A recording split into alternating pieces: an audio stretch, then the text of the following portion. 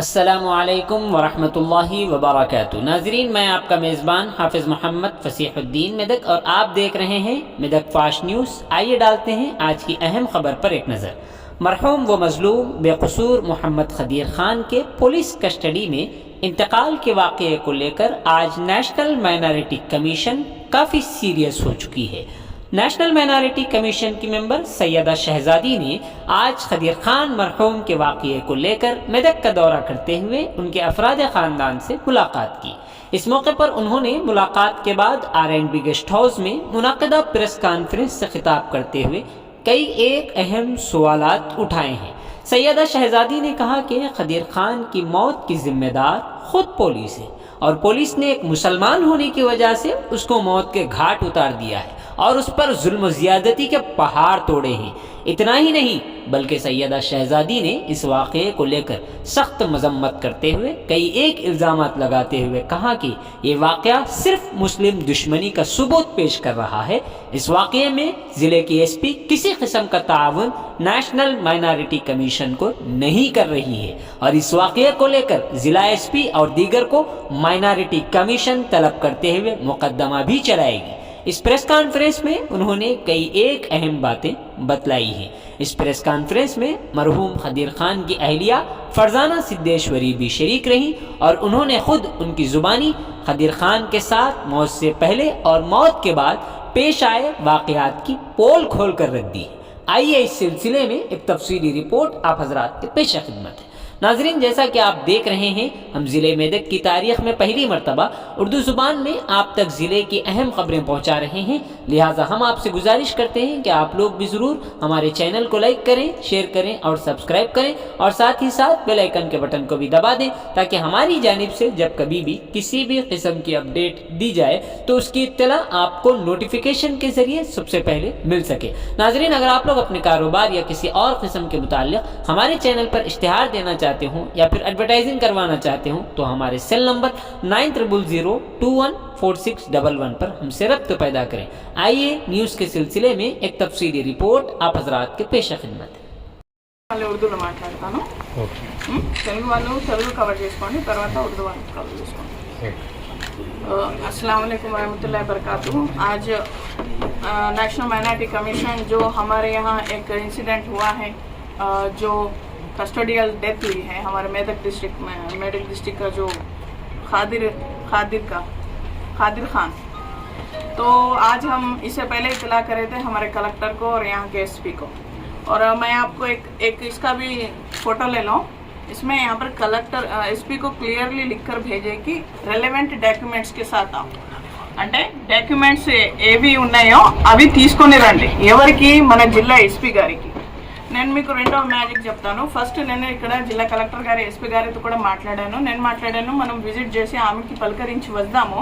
ఆ లోపు మీరు ఆ డాక్యుమెంట్స్ అన్ని ఫైల్స్ తయారు చేసి తేలేదు అని SP గారు చెప్తే నేను తెప్పించండి అని చెప్పాను. వచ్చిన తర్వాత ఆయన తెప్పియకపోగా తను నాకు డాక్యుమెంట్స్ అసలు ఏ సెక్షన్ కింద కేసు బుక్ చేసినారు అనేది చూపెడతలేదు. ఒక జిల్లా SP ఏదో పొలిటికల్ పార్టీ లీడర్ అడిగినట్టు ఒక కాన్స్టిట్యూషనల్ బాడీ, ఒక రాజ్యాంగబద్ధమైన బాడీ, ఇది పార్టీలకు, కులాలకు, మతాలకు అతీతంగా ఉన్నటువంటి ఒక కాన్స్టిట్యూషనల్ బాడీ, ఒక మెంబర్ ఒక కమిషన్ నుంచి వచ్చి అడిగితే డాక్యుమెంట్స్ చూపించే స్థితిలో ఇక్కడ పోలీస్ డిపార్ట్మెంట్ లేదు, మన జిల్లా SP గారు లేరు. మేము క్లియర్ కట్గా రాసి పంపాము. ఎవరికి? చీఫ్ సెక్రటరీకి, కలెక్టర్ గారికి అండ్ మన జిల్లా SP గారికి పర్సనల్, ఇంకా గవర్నమెంట్ మెయిల్ నుంచే, పర్సనల్ కాదు ఇది గవర్నమెంట్ మెయిల్ నుంచే వాళ్ళకు పంపాము. రెలెవెంట్ డాక్యుమెంట్ సంబంధిత దస్తావేజులతో మీరు ఉండండి. కమిషన్ విజిట్ చేసేటప్పుడు ఏమీ చూపెట్టలేదు. రెండో విషయము, నేను కలెక్టర్ గారికి చెప్పాను ఈమెకి ఇప్పుడు కంపెన్సేషన్ ఏంటి. వారన్నారు ఇస్తాం మేడం అని చెప్పారు. అందుకే విజిట్ చేసిన తర్వాత కూడా నేను చెప్పాను, సరే మన కలెక్టర్ గారు ఇస్తా అని చెప్పారని. ఇక్కడికి వచ్చిన తర్వాత కలెక్టర్ గారు ఏం చెప్తున్నారు, తను నాకు ఎటువంటి ప్రూఫ్ ID ఇస్తలేదు మేడం అని చెప్పారు. సరే వాళ్ళకే పిలిపించినాం, మేము ఆమెకి పిలిపించినాం, వాళ్ళ పిల్లలు కూడా ఇక్కడ ఉన్నారు. వాళ్ళకి పిలిపించిన తర్వాత ఎస్ మేడం నేను ఎప్పుడో ఇచ్చాను ID అని తను చెప్తుంది. సరే అమ్మ మరి ఎవరికి కంప్లైంట్ ఇచ్చావు రాసి. ఆర్టికల్ 92A సెక్షన్ ప్రకారం మాకు అంటే కాన్స్టిట్యూషన్ బాడీ భారతదేశంలో ఏ కోణాలో దేనికి సంబంధించిన డాక్యుమెంట్స్ తెప్పించుకునే అధికారం భారత రాజ్యాంగం మైనారిటీ కమిషన్కి ఇచ్చింది. ఇది ఒకటి క్లియర్ కట్గా రాసుకోండి. భారత రాజ్యాంగం ఇచ్చినటువంటి అధికారం అది మాకు. కానీ ఇక్కడ జిల్లా ఎస్పీ మాకు డాక్యుమెంట్స్ చూపెడతలేదు. రెండవ విషయం, ఈమెకి మరి నువ్వు ఎందుకు కంప్లైంట్ ఇవ్వలేదమ్మా పోలీస్కి అని నేను అడిగాను. వచ్చిన తర్వాత ఈ ఎస్పీ గారు ఏం సమాధానం చెప్పారు, ఆమె ఏం కంప్లైంట్ ఇవ్వడానికి ముందుకు వస్తలేదండి, వాళ్ళ సిస్టర్ ఎవరో రాశారు అండి అని చెప్పారు. నేను ఈమెకి అడిగాను, ఎందుకమ్మా నువ్వు ఎందుకు కంప్లైంట్ ఇవ్వలే, నీ భర్త చనిపోయింది కదా అంటే, లేదు మేడం నేను రాశాను ఇవన్నీ డాక్యుమెంట్స్ చూడండి. ఆమె తన పేరుతో రాసింది. నేను తేదీ చెప్తాను, 6/2/2023. ఇంకొక కంప్లైంట్ రాసింది 17/2/2023. ఈ 2 కంప్లైంట్స్ రాసింది. ఆమె ఎస్పీ గారికి కూడా ఇచ్చింది, జిల్లా కలెక్టర్ గారికి కూడా ఇచ్చింది. ఒక చిన్న విషయం అండి, మీ అందరికీ తెలుసు, పోలీస్ స్టేషన్లో రాసి వాళ్ళు రైటర్ ఉంటారా? ఇప్పుడు చదువుకొని వ్యక్తి పోతాడు, కంప్లైంట్ ఇవ్వాలి, ఎట్లా ఉంటారు? ఒక కానిస్టేబుల్ రిసెప్షన్ ఉంటుంది, అక్కడ కేసు రాస్తారు. మరి ఈమె రాసింది డాక్యుమెంట్స్ ఎక్కడ ఉన్నాయి, కంప్లైంట్ ఎక్కడుందని ఎస్పీ గారికి అడిగితే తను సరిగ్గా రాయలేదండి, కాబట్టి మళ్ళీ రాయాలని చెప్పినట్టే. సరే ఆమె సరిగ్గా రాయలేదు, మన పోలీస్ స్టేషన్లో రిసెప్షన్లో ఒకరితో అయినా కానిస్టేబుల్తో అయినా రాయించనుండే కదా ఆమె కంప్లైంట్ ఏంటో. సరే మరి ఇంతవరకు ఏం తీసుకున్నారంటే ఏమీ యాక్షన్ తీసుకోలేదు. సరే మరి ఏ అధికారం ప్రకారం పోలీసులు కొట్టారు? First point. మరి నిజంగా దొంగతనం చేసిండా? Second point. చేసిండని ప్రూఫ్స్ ఉన్నాయా పోలీస్ డిపార్ట్మెంట్ దగ్గర? లేదు. పోలీస్ డిపార్ట్మెంట్ దగ్గర ప్రూఫ్ లేకుండా కొట్టారు. ఆమె భర్త చనిపోయే స్థితిలో ఉన్నా సరే, చనిపోయిన తర్వాత కూడా డెడ్ బాడీ దగ్గర పోస్ట్ మార్టం దగ్గర ఈమెను పోనీయలే. ఎందుకు పోనీయలే? పోస్ట్ మార్టం రిపోర్ట్స్ ఏంటి, రిపోర్ట్స్ ఎక్కడున్నాయి? ఈరోజు ప్రభుత్వం నాకు పర్టికులర్గా అనిపిస్తుంది ముస్లిం అని వివక్షత చూపెడుతుంది. అంటే ముస్లిం చనిపోతే ప్రభుత్వానికి కానీ, డీజీపీకి కానీ, హోమ్ మినిస్టర్కి కానీ సమయం లేదు. అరే వేరే వాళ్ళు చనిపోతే మీకు వెంటనే కంపెన్సేషన్ ప్రకటించడానికి ఉంటుంది. మరి ముస్లింల పట్ల ఇంత వివక్షత ఎందుకనేది నేను ఒక మైనారిటీ కమిషన్ మెంబర్గా నేను అడుగుతున్నాను. ఇది పద్ధతినా? మీరు ముస్లిం అని మీరు ఇన్ని రోజులు చనిపోయినప్పుడు ప్రభుత్వ స్పందన ఏంటి? ప్రభుత్వం నుంచి ఏం కంపెన్సేషన్ ఇచ్చారు మీరు? ప్రభుత్వం నుంచి ఏం హామీ ఇచ్చారు మీరు? అంటే ముస్లిం అని ఇంత వివక్షత చూపెడుతుందా ప్రభుత్వం? ఇప్పుడు అదే అర్థం వస్తుంది కదండి. ఎక్కడో చనిపోలే ఆయన, సూసైడ్ చేసుకోలే ఆయన కస్టడియల్ డెత్ అయింది. ఆయన పోలీసులు కొట్టడం వల్ల మరణించిండు ఆయన. ఎందరు దీన్ని అసలు సస్పెండ్ చేయడం తర్వాత ఫస్ట్ వాళ్ళకి శిక్ష ఉండాలి. సరే శిక్ష తర్వాత ఫస్ట్ పేపర్ తీసుకురండి, మీరు ఏం చేశారు, మీ తరఫు నుంచి ఏం చేశారు చూపెట్టండి అంటే ఒకరు ఏది చూపెట్టడానికి సిద్ధంగా లేరు. కాబట్టి ఇది ఖచ్చితంగా పోలీసులు వాంటెడ్లీ చేశారు. కాబట్టి కలెక్టర్ గారికి చెప్పాను, మరి ఏంటి కంపెన్సేషన్ ఏంటి, పరిహారం ఇవ్వాలి. ఆమె 3 పిల్లలు ఉన్నారు, ఆమెకు ఒక ప్రభుత్వ ఉద్యోగం ఇప్పించాలి. అంటే లేదు మేము ఖచ్చితంగా ఇస్తాం మేడం, మీరు రిటర్న్లో పంపండి అంటే ఎస్. నేను ఇప్పుడే పిఎస్కి కాల్ చేసి చెప్పాను, వెంటనే మన సిఎస్ గారికి, మన చీఫ్ సెక్రటరీ గారికి లెటర్ ఇవ్వండి. ఆమెకి ఒక ప్రభుత్వ ఉద్యోగము 50 లక్షల కంపెన్సేషన్ ఇవ్వాలి. తర్వాత ఆ పిల్లలకు, సరే ఆ పిల్ల కూడా చదువు ఆపేసింది, ఆ 2 పిల్లలు ఇంకా చదువుతున్నారు. సరే ఆమె లైఫ్ ఏంటి ఇప్పుడు?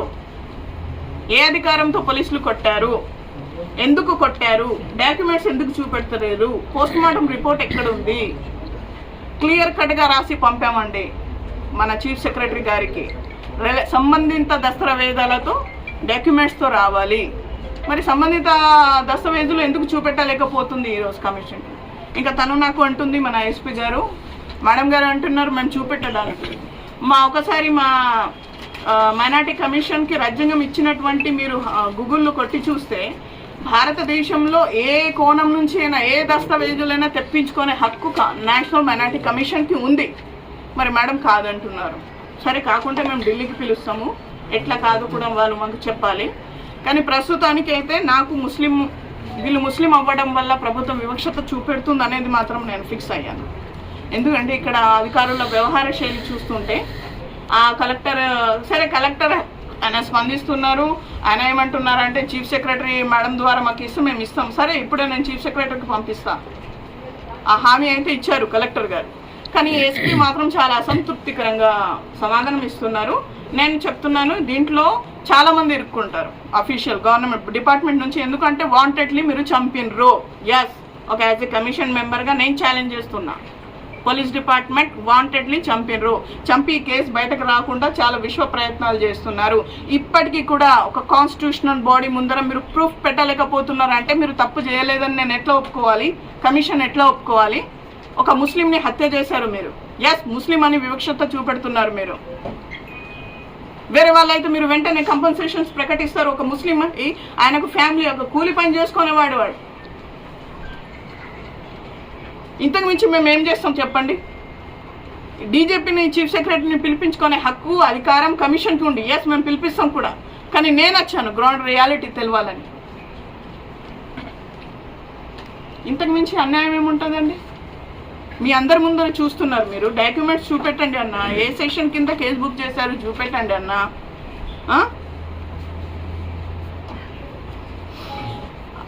కలెక్టర్ గారితో స్టార్టింగ్ మాట్లాడినప్పుడు ఎస్ మేడం డబుల్ బెడ్రూమ్ అయితే నేను ఇప్పుడు ఇప్పిస్తా అన్నారు.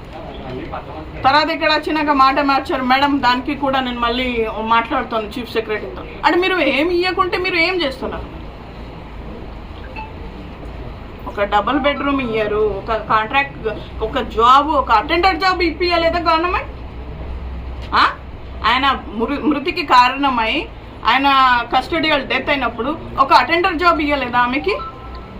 అంటే ఆయన ముస్లిం అన్నీ ఇస్తలేరా? మరి ఈ ప్రశ్న ఖచ్చితంగా వస్తుంది. సమాధానం చెప్పాలి నాకు. ఇప్పటికే సరే, ఇప్పుడు నేనైతే చెప్తున్నాను కనీసం 50 లక్షలు ఇవ్వాలి. ఆ ఇద్దరు అమ్మాయి, ఒక్కొక్క అమ్మాయి పైన 20 లక్షలు, అబ్బాయి పేరు పైన 10 లక్షలు డిపాజిట్ చేయాలి. ఆమెకి ప్రభుత్వ ఉద్యోగం ఇవ్వాలి అండ్ డబుల్ బెడ్రూమ్ ఇవ్వాలి. ఇంకా ఇవ్వకుంటే మేము నెక్స్ట్ జరిగే హియరింగ్లో మన జిల్లా ఎస్పీ గారు కూడా ఉంటారు. మనం అనుకుంటున్నాం కావచ్చు స్పెషల్ ఇన్వెస్టిగేషన్ ఆఫీసర్ పెట్టాం కదా, జిల్లా ఎస్పీతో సంబంధం లేదంటే ఆమె ఏం చేసిందండి? 1.5 year నుంచి మేడం గారు ఇక్కడ ఉంటున్నారు. ఒక కేసుని ఇన్వెస్టిగేట్ చేయలేరా? ఒక కంప్లైంట్ ఆమె ఇస్తే తీసుకోలేదా ఒక మహిళగైనా? కాబట్టి ఇందులో చాలామంది మన దీనికి ఎస్పీ గారు కూడా ఖచ్చితంగా దీనికి బాధ్యత వహిస్తారు. నెక్స్ట్ జరిగే హియరింగ్ టైం ఇస్తాము, మేము వీళ్ళకి ఢిల్లీకి పిలుస్తాము. ఎందుకంటే మేము ప్రొద్దున్న నుంచి ట్రై చేస్తున్నాం వీళ్ళకి కంపన్సేషన్ ఇవ్వండి అని. వాళ్ళు స్పందిస్తలేరు అంటే వాంటెడ్లీ చేస్తున్నారు. నాకు ఎఫ్ఐఆర్ కాపీ కూడా చూపెడతలేరు వాళ్ళు. అట్లీస్ట్ ఏ సెక్షన్ కింద కేసు బుక్ అయింది కూడా చూపెడతలేరు. ఇంకా కమిషన్కి చూపెడతలేరు. మీకేమి ఇస్తారు? వాళ్ళకేమి ఇస్తారు? ఇంకా ఆమెకి చదువు రాదు, ఆమెకి సపోర్ట్ లేదు, ఆమె ఏ స్థితిలో ఉందో నేను ప్రత్యేకంగా చెప్పాల్సిన అవసరం లేదు. ఇది మాత్రం కుట్ర, వాంటెడ్లీ చేశారు, మత వివక్షత. నేను ఒక రాజ్యాంగబద్ధమైన పోస్ట్లో ఉండి ఇట్లా మాట్లాడుతున్నా అంటే మీరు దీని వెనకాల ఎంత ఉందో మీరు ఖచ్చితంగా అర్థం చేసుకోవాలి విషయం. ఇది 100% ముస్లిం అయినందుకు వివక్షత. ఇక కావాలంటే మీరు వాళ్ళ భార్య ఉంది, వాళ్ళ పిల్లలు ఉన్నారు, ఏమేమి చెప్తారో. అసలు కంప్లైంట్ ఎందుకు ఇది తీసుకోలేదు? కలెక్టర్ గారి దగ్గరికి పోయింది, ఎస్పీ గారికి పోయింది. ఈమె రాసి ఇచ్చిన కంప్లైంట్ తీసుకోకుండా వాళ్ళ భర్త వాళ్ళ సిస్టర్తో రాయించినాడు. అవి చెప్తుంది ఆమె, తను చెప్పు. నేను ఫస్ట్ ఇక్కడ పోలీస్ స్టేషన్ ఇచ్చిన తర్వాత ఎస్పీ మేడం దగ్గరికి వెళ్ళి అక్కడ కూడా కంప్లైంట్ ఇచ్చిన.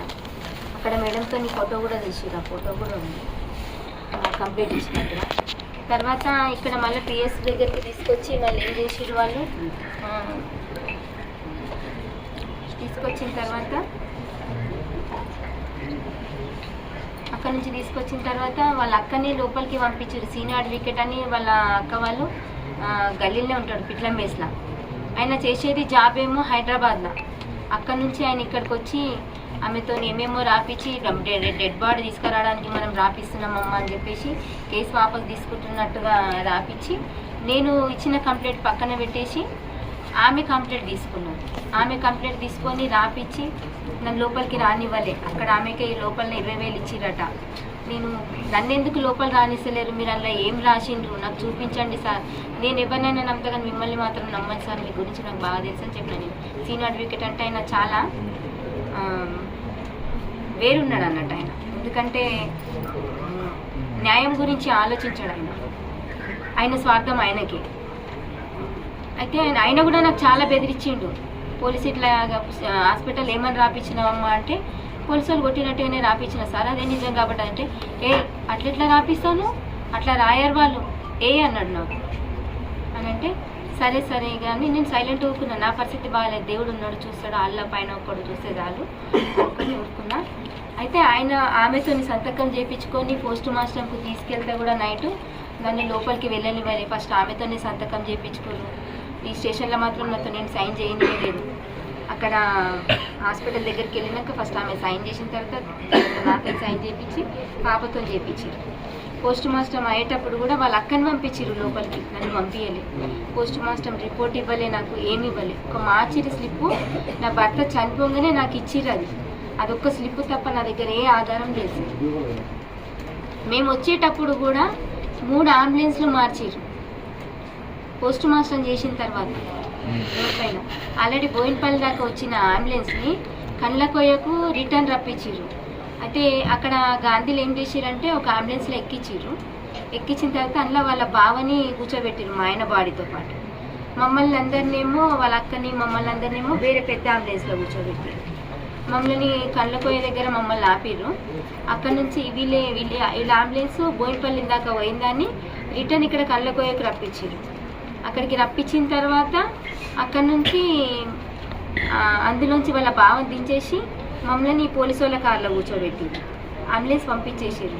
మా ఆయన ఉన్న అంబులెన్స్ ఒకటి ఉంది, అందులో వీళ్ళ డిపార్ట్మెంట్కి సంబంధించిన మనిషిని కూర్చోబెట్టిన తర్వాత అక్కడ నుంచి కొద్దిసేపు తర్వాత ఏంటంటే అక్కడ ఇది నర్సాపూరు డాబాను తూప్రాన్ డాబాను నర్సాపూర్ డాబాను ఎక్కించి మధ్యలో అక్కడ ఆపిన తర్వాత ఏమైంది, కొద్దిసేపటి మేము మా పోలీసుల జీబు అయిన తర్వాత మేము కూర్చున్నది. కొద్దిసేపటికి పోలీసుల కారు వచ్చింది సార్. తర్వాత కొద్దిసేపటికి అంబులెన్స్ వచ్చిన తర్వాత కొద్దిసేపు ఏం మాట్లాడుకున్నాం, మీరు ఏమైనా తింటారా, మీరు ఏమైనా ఛాయ్ తాగుతారమ్మా అంటే మాకేం వద్దు సార్ అని మేము ఎవరు ముట్టలేదు. ఇక వాళ్ళు ఏం చేసిండ్రు, ఏమో పేపర్లు తగలబెట్టారు సార్. ఏం పేపర్లు తగలబెట్టారో తెలియదు. కొద్దిసేపు వాళ్ళు మాట్లాడుకొని అక్కడ డాబా దగ్గర పేపర్లు తగలబెట్టారు. అది నాకు డౌట్ వచ్చి నేను వీడియో తీసేలోపే కొంచెం వీడియో వచ్చింది, ఆ లోపే కారు వెంటనే తీసేది సార్. అది స్లో చేసి చూస్తే కొంచెం అర్థమవుతుంది పేపర్లు తగలబెట్టారు. అదేం పేపర్లు, మరి పోస్ట్ మాస్టర్ పేపర్లా ఏంటి, ఏం ప్రూఫ్ ఉండకుండా తగలబెట్టిరా తెలియదు. అక్కడ నుంచి డైరెక్ట్ పేపర్లు తగలబెట్టినాక డైరెక్ట్ ఇక్కడ మీదకు తీసుకొచ్చారు సార్. చెప్పండి. మీరు ఇప్పుడు అయింది కదమ్మా, నువ్వు ఆ రోజు కలెక్టరేట్ పోయినావు కదా, కలెక్టరేట్ పోతే సార్ ఏమన్నాడు కలెక్టర్ గారు? మీరు ఎస్పీ మేడం దగ్గరికి వెళ్ళిన నేను సార్ ఇట్లా మా భర్తను కొట్టిందంట, ఆయన ఏం తప్పు చేయలేదు అని నేను సార్ దగ్గరికి వెళ్తే ఎస్పీ మేడం దగ్గరికి వెళ్ళాలంటే సరే నేను ఎవరిని నమ్మలేను, నాకు ఎవరు న్యాయం చేయరు, మీరే దిక్కున్నా కానీ అందరి ముందు కాళ్ళ మీద పడ్డా. అప్పుడైనా తీసుకొని ఇట్లా పక్కన ఉన్న వాళ్ళు ఉంటారు కదా వాళ్ళకి అప్పగించండి. ఆయన ఏమన్నాడు, అమ్మ దీని మీద పిటిషన్ ఏమంటే వేయండి సార్ అన్న. ఏంటంటే సరే మరి ఇది మళ్ళీ మీ స్లిప్ తీసుకొని మీరు మళ్ళీ సోమవారం రావాలన్నారు. ఆ లోపు ఈయన సీరియస్ అయిపోయి నేను హాస్పిటల్లో పొంటే తిరిగిన సార్. ఇక తర్వాత ఆయన బాడీని తీసుకొని ఇక్కడికి వచ్చేసాను. మేము గాంధీ హాస్పిటల్ పోతే కూడా మాకు అక్కడ టార్చర్ పెట్టి మమ్మల్ని మా దగ్గర నుంచి పేపర్లు గుంజుకోవడానికి ప్రయత్నించి, ఈ రాజశేఖర్ సార్ నాకు తెలిసిన డాక్టర్లు ఉన్నారు నేను చూపిస్తా అని ఏఐజీ హాస్పిటల్ తీసుకుపోతామన్నారు. ఆయన ప్రైవేట్ అంటే భయపడ్డాడు, వీళ్ళేమో నన్ను ఏమో చేయాలని ప్రయత్నిస్తున్నారు. నేను ప్రైవేట్లో చూపించుకోను, నాకు గవర్నమెంట్లో అయినా సరే లేదంటే నన్ను దర్గా కాడ వదిలిపెడితే ఒక 4 రోజులు బతుకున్నా సరే 4 రోజులు దర్గా కాడ నిద్ర చేసి చనిపోతా కానీ ప్రైవేట్ హాస్పిటల్కి నేను రానని భయపడ్డాడు.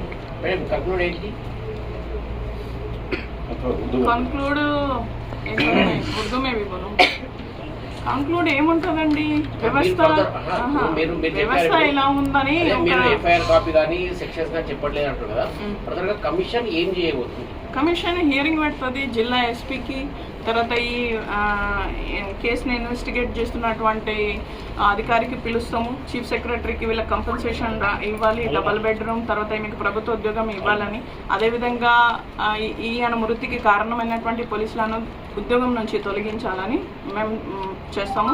అదేవిధంగా ఎస్పీ గారు వినకుంటే డిఓపిటీకి రాస్తాము, డిఓపిటీ దీనిపైన ఇన్వెస్టిగేషన్ కమిషన్ ఫుల్ ఇంకా ఒక కమిటీ వేస్తాము, లేదా వినకుంటే సిబిఐ ఎంక్వైరీకి మేము రిఫర్ చేస్తాం.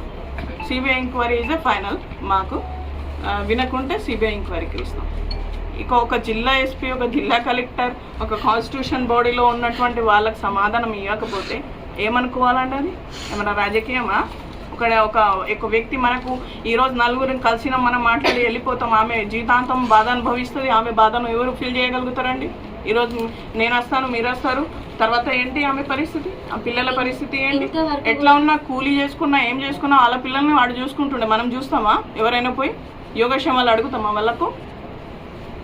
ఇంతవరకు కూడా మేడం వచ్చేంత వరకు కూడా ఏ కలెక్టర్ రాలేదు, ఏ ఎస్పీ మేడం రాలేదు, పద్మ ఎమ్మెల్యే ఎవ్వరు రాలేదు సార్. మేడం వచ్చిన తర్వాతనే వీళ్ళు వచ్చారు ఈరోజు. ఇంతవరకు ఎవరు రాలేదు. అంటే ముస్లిం అని ఇవ్వలేదండి వీళ్ళు? అధికారులకు ప్రభుత్వం కూడా నేనేమంటున్నా, తప్పు చేసిన వాళ్ళకి శిక్ష పడాలి, ఆమెకి న్యాయం జరగాలి. కమిషన్ నుంచి మేము ఇదే డిమాండ్ చేస్తున్నాం. ఈరోజు మీరు నేను ఇంకా చెప్పకూడదు కానీ మీరు వేరే వాళ్ళకు ప్రకటిస్తారు. అబ్బా, మీ పోలీస్ అధికారుల చేత చనిపోయిన వాళ్ళకి ఎందుకు ప్రకటించారు? న్యాయమేనా ఇది?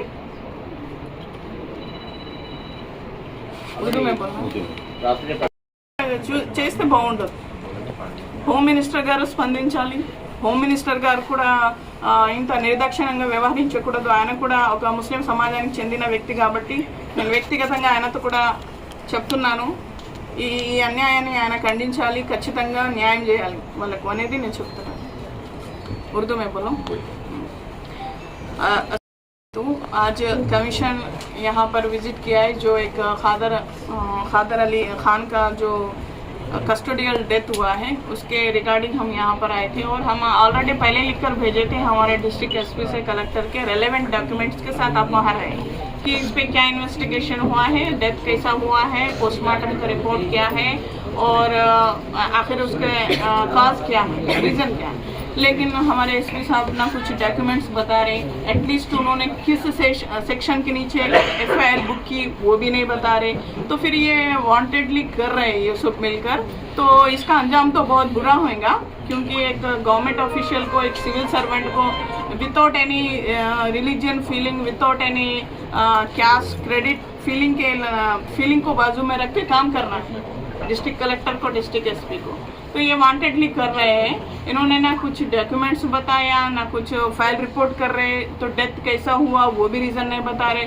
चलो भाई पोस्टमार्टम का रिपोर्ट बताओ, वो भी रिपोर्ट नहीं बता रहे. एक कमीशन को नहीं बता रहे, तो अब क्या है उसके अंदर? तो वांटेडली आपने किया है ना. तो हम ये कह रहे हैं कि सरकार इनको इमीडिएटली कंपनसेशन 50 लाख दे और ये खातून को एक नौकरी दे और आगे चल के डबल बेडरूम दे. ये 3 विषय हमने कमीशन की ओर से कहा.